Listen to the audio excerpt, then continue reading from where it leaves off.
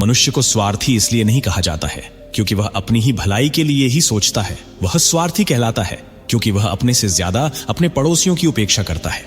याद करें, जब इस दुनिया में इंसान ने पहली बार कदम रखा होगा तो क्या हुआ होगा।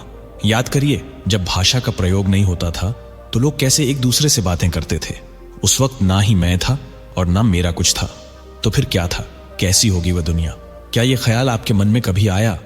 उस वक्त इंसान की जरूरतें बहुत कम थीं। 2 वक्त की रोटी, सर छुपाने के लिए कोई छत, इसके अलावा और कुछ नहीं था। उस समय शायद ही किसी के मन में स्वार्थ की भावनाएं होती होंगी और इसी वजह से शायद वे लोग काफिला करके साथ साथ बड़े ही प्यार से रहते थे। पर जैसे जैसे विज्ञान की तरक्की होती रही और नई नई चीजें निजात होती रही, वैसे वैसे अपनी जरूरत पूरी करने के लिए चीजों का लेन देन शुरू। फिर पैसों का लेन देन का चलन में आ गया। कई तरह की भाषाएं बोली जाने लगी, कई तरह की जातियां निर्माण हो गई। छूत अछूत, छोटा बड़ा, अपना पाया, ऐसी न जाने कितनी प्रथाएं चलने लगी और धीरे धीरे लोगों में अहंकार उत्पन्न हुआ और हम, यह शब्द बदलकर मैं इस शब्द में परिवर्तित हो गया और हमारा यह शब्द बदलकर मेरा बन गया। आइए इस बात को जरा गहराई से समझते हैं। एक दिन मैं अपने घर वालों से विदा लेकर एक सफर पर निकल पड़ा। सफर की शुरुआत एक बस से हुई। जिस बस में मैं बैठा था उसमें बहुत भीड़ थी। तभी एक बूढ़ा इंसान बस में खुद के लिए जगह तलाशते हुए आया और एक हट्टे कट्टे नौजवान को थोड़ा खिसकने को कहा ताकि थोड़ी जगह होने से वो उसके बगल में बैठ सके। पर उस बैठे हुए नौजवान ने उस बूढ़े को यहाँ जगह नहीं है कह के हड़का दिया।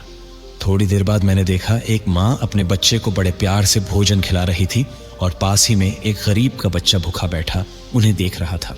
पर वो माँ अपने ही बच्चे में व्यस्त थी और उस गरीब को अनदेखा कर रही थी और उसे वहां से जा कहकर हड़का दिया। जब मैं स्टेशन पहुंचा तो ट्रेन के इंतजार में बैठा था। मैंने देखा एक भिखारी लंगड़ाता हुआ सबसे भिख मांग रहा था, पर हर कोई उसे अनदेखा कर रहे थे। वहां एक नवविवाहित जोड़ा था। उन्होंने भिखारी को छुट्टा नहीं है कहकर हड़काया और आगे जाने को कहा। और जब विवाहिता की पत्नी ने कहा कि उसे प्यास लगी है, तब उस नौजवान पति ने ठंडी कोल्ड ड्रिंक की बोतल 100 रुपये देकर छुट्टा लेके अपनी प्यारी पत्नी को बड़े डिड्ढे प्यार से दी।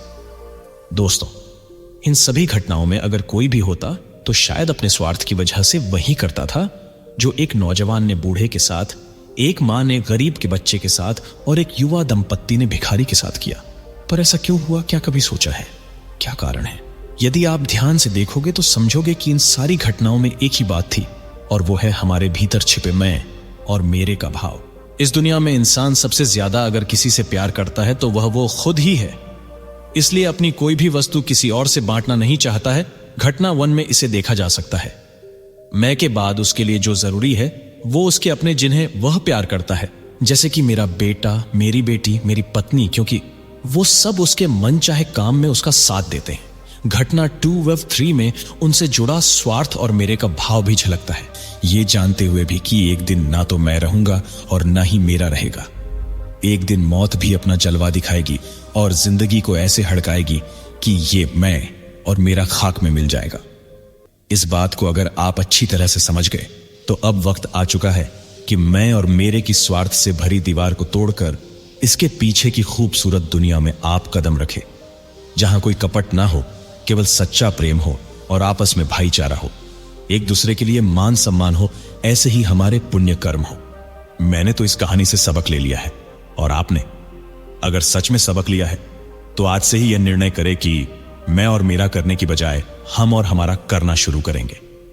आज का यह दिन कुछ खास है, इसीलिए आप अपनी जिंदगी में स्वार्थ से निस्वार्थता की ओर कदम बढ़ाएं। हो सके तो आज किसी से बातचीत ना करें और यह ठान ले कि आपको आज दिन भर मौन रहना है।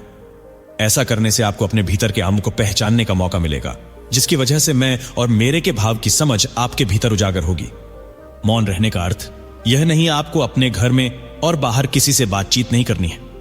आप चाहे तो आवश्यक बातें जरूर कर सकते हैं, परंतु यदि आप पूर्णतः मौन रहना चाहते हैं तो आज रात को ही अपने घर वालों से कह दीजिए कि आप कल सुबह से मौन रहना चाहते हैं। और यदि यह संभव नहीं होता तो यह कोशिश जरूर करें कि दिन भर में सिर्फ जरूरत हो उतनी ही बातचीत आप करें। कोई भी कार्य आरंभ में कठिन जान पड़ता है, तो हो सकता है कि मौन रहने की बात सुनकर आपको अजीब लग रहा हो, परंतु एक बार यदि आप इस बात पर अमल करेंगे और एक दिन के लिए मौन रहेंगे तो आप पाएंगे कि यह बहुत आसान है